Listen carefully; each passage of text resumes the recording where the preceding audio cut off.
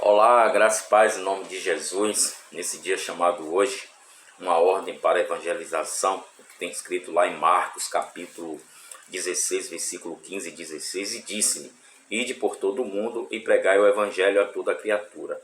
Quem crer e for batizado será salvo, quem não crer será condenado. Amém? Meus amados amigos, nesse dia chamado hoje, em alguma fase de sua vida, não sei se já aconteceu isso com você, você já se disse: eu não mereço perdão, meus queridos, mas nesse dia chamado hoje, nessa sexta-feira, nesse finalzinho de semana, Deus vem te dizer através da sua palavra, aqui está a resposta de todas as nossas vidas: eu te perdoo. Amém? Você pode até dizer: eu não mereço perdão, mas a palavra de Deus, meus queridos, diz: se confessarmos os nossos pecados, Ele é fiel. Meus amados, se confessarmos os nossos pecados, Deus, Ele é fiel e justo para perdoar os nossos pecados e nos purificar, ou seja, de toda a injustiça. Amém? Isso está escrito em 1 João capítulo 1, versículo 9, para não ficar as minhas palavras, temos que andar na luz. Amém, meus amados? Meus amados, Deus é justo para nos perdoar pelo sangue de Jesus. Jesus, meus queridos, é a propiciação pelos nossos pecados. Amém? Meus queridos, e não somente pelos nossos pecados, também pelos pecados de todo mundo. Meus queridos, você pode até perguntar: o que é pecado? Pecado, meus queridos, é pecar, é você não acertar o alvo da perfeição de Deus, ou seja, estabelecida por Ele.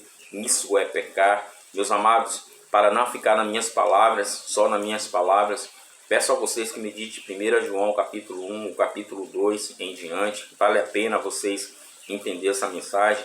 Amados, quando confessamos os nossos pecados, aprendemos o quê? Aprendemos a verdadeira natureza de Deus, perdoar.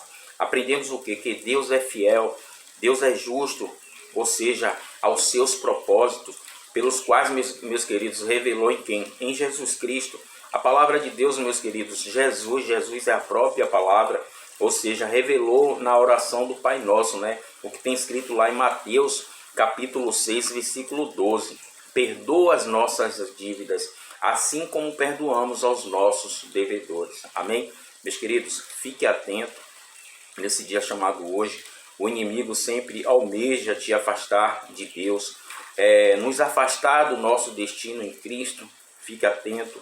Ou seja, o inimigo, meus queridos, insiste em tentar o quê? Plantar uma semente de ofensa, de contenda em nossa mente, no nosso coração, para gerar o quê? Uma raiz de amargura.